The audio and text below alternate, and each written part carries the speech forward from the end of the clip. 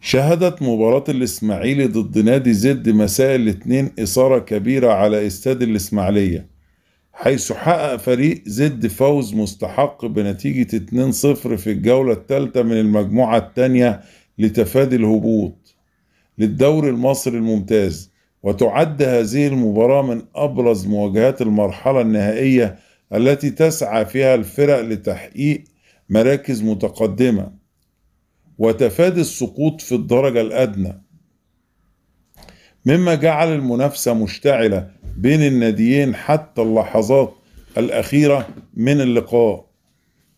وجاءت المباراة بين الإسماعيلي ضد زد بإيقاع سريع منذ البداية، حيث سعى الفريقين للسيطرة على مجريات اللعب، إلا أن فريق زد تمكن من فرض أسلوبه واستغلال الفرص بشكل أفضل، حيث افتتح مصطفى سعد ميسي التسجيل في الدقيقة 58 من عمر المباراة، وذلك بعدما استغل ثغرة في الدفاع، ليضيف بعد ذلك شادي حسين الهدف الثاني في الدقيقة 61 مستغل خطأ دفاعي آخر بالإضافة إلى خطأ حارس المرمى. ويظهر إمكانيات هجومية قوية لفريق زد. في المقابل لجأ الإسماعيلي للهجوم المكثف لإعادة التوازن، ولكن دون جدوى، وظلت النتيجة لصالح زد حتى صفارة النهاية. اعتمد الإسماعيلي على تشكيلة هجومية بقيادة مروان حمدي وإيريك تراوري، بينما تولى أحمد عادل عبد المنعم حراسة المرمى.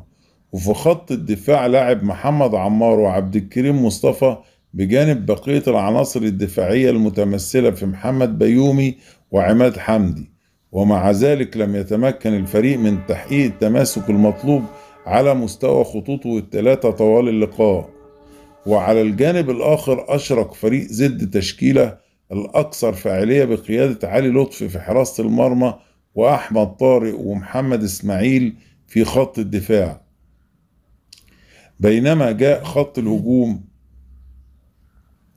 بقيادة نجم الفريق مصطفى زيكو وشادم حسين المخضرم. وبهذا الفوز وصل فريق زد تعزيز موقعه في جدول ترتيب المجموعة الثانية ضمن المرحلة النهائية للدوري المصري الممتاز، حيث رفع رصيده إلى 27 نقطة ليبقى في صدارة الترتيب. في المقابل تجمد رصيد الإسماعيلي عند النقطة 18 محتل المركز السابع، ليزداد الضغط على الفريق مع اقتراب ختام البطولة.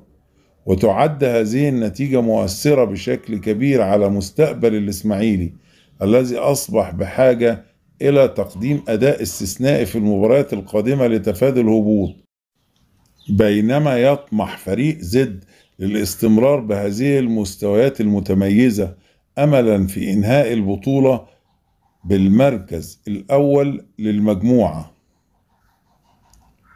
وفي النهاية أثبت فريق زد قوته في مواجهة الإسماعيلي، مستغل نقاط ضعف خصمه، ويبقى الترقب سيد الموقف لمعرفة ما ستسفر عنه الجولات القادمة في تحديد مصير الفريقين في البطولة.